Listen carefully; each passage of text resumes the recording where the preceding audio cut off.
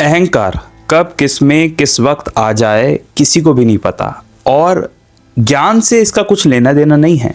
आपके पास ज्ञान है, आपके पास तपस्या है, लेकिन उसके बाद भी ये जो अहंकार है आपको कहीं ना कहीं घेर सकता है। बाबा की कहानियों से बहुत सारी जगह पर हमें ये बात जानने को मिलती है, सीखने को मिलती है कि अहंकार जैसी जो चीज़ है वो ज्ञानी को भी नहीं छोड़ता। और चाहे वो रावण हो या कोई और, अगर ज्ञान है इसका मतलब ये नहीं है कि उसमें अहंकार नहीं हो सकता। तो आप में अहंकार है या नहीं है ये बात तो हम समझेंगे, लेकिन बाबा से जो जुड़ी हुई कहानी है, जो कहानी हमको बताती है कि हमें कब कब अहंकार नहीं रखना है, वो हम आज की इस वीडियो में जानेंगे। एक बार क्या हुआ, एक रामदासी जो है वो बाबा के पास बैठता था, आता था। वो विष्णु सहस्त्रनाम और रामायण जैसे ग्रंथों का अध्ययन करता था। बाबा ने उसको किस तरीके से समझाया, और ये सिर्फ उसके लिए नहीं था, ये हम सब के लिए है कि कहीं हमारे अंदर अहंकार तो पैदा नहीं हो गया हमारे ज्ञान का। हुआ ये कि वो जो रामदासी था वो सुबह उठ के नहाता था, शुद्ध होकर रामायण का पाठ करता था, विष्णु सहस्त्रनाम ग्रंथ का पाठ किया करता था। एक बार वो द्वारका माई में बैठकर विष्णु सहस्त्रनाम पढ़ रहा था और बाबा अचानक से बोलते हैं कि मेरे पेट में बहुत तेज दर्द हो रहा है, और उसको दवाई बताते हैं, ये तुम बाजार से जाकर ले आओ। क्योंकि बाबा के उस वक्त पास में कोई भी नहीं बैठा था, तो वो जो रामदासी है वो उठता है और बाबा की आज्ञा के अनुसार वो शिरडी के बाजार में चला जाता है। इसी बीच श्यामा वहां पर आ जाते हैं।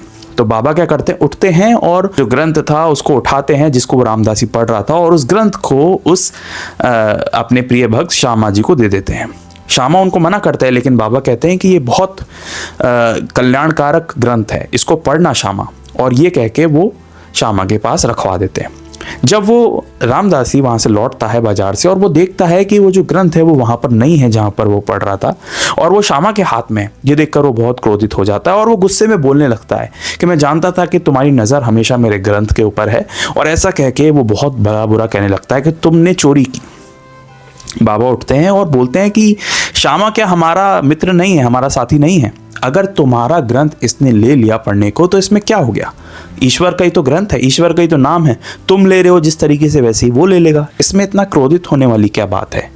और ये क्रोध तुम दिखा रहे हो, तुम किस तरीके के रामदासी, जब एक ग्रंथ, एक पुस्तक तुम्हारे सामने थी, और अगर किसी व्यक्ति ने उसे पढ़ने के लिए लिया है और ऊपर से तुम उसके ऊपर इतना क्रोधित हो रहे हो, यानी कि तुम्हारी जो इच्छा है, तुम्हारी जो लगन है वो उसमें लिखी हुई चीज़ों से नहीं है। तुम रामायण और विष्णु सहस्त्रनाम रोज अध्ययन करते हो, लेकिन तुमने उससे कुछ सीखा नहीं, सिर्फ तुम पढ़ते हो।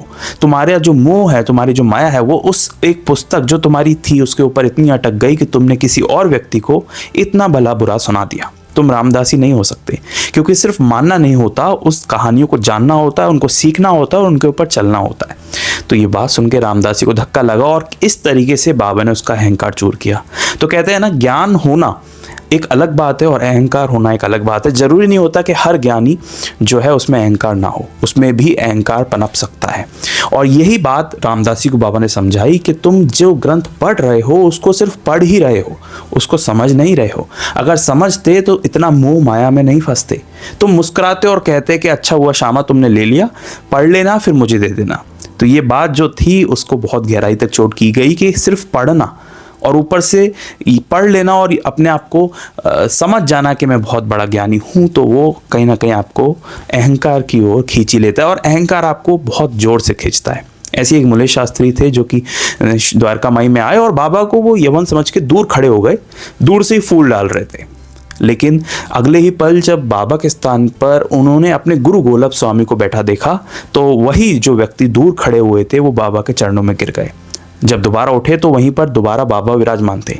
ये जो गुरु के स्थान पर बाबा, बाबा के स्थान पर गुरु, वो ये समझ नहीं पाए, लेकिन अंत में उन्हें एक बात समझ में आई कि बाबा का यही संदेश था कि जितने भी संत और गुरु तुम इस संसार में देखते हो, जो सच्चे हैं वो अलग अलग नहीं हैं। उनकी बातें अलग अलग हो सकती हैं, लेकिन तुम अलग अलग समझने की कोशिश मत करना, क्योंकि जो भी रास्ता है वो सब एक ही ईश्वर की तरफ जाता है, और वो जो अलग अलग गुरु हैं वो असल में एक ही शक्ति है।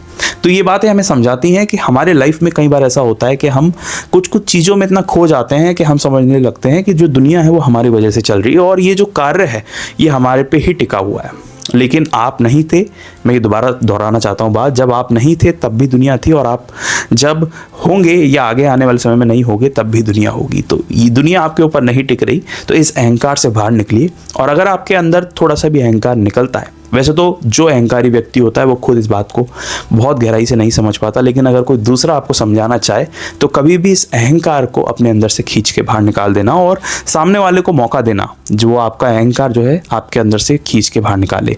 नहीं तो बाबा की इन कहानियों को सुनिए, ये सिर्फ कहानियाँ नहीं है, ये उस समय पर हुई हैं लेकिन आज की हर एक सिचुएशन पर ये लागू होती है।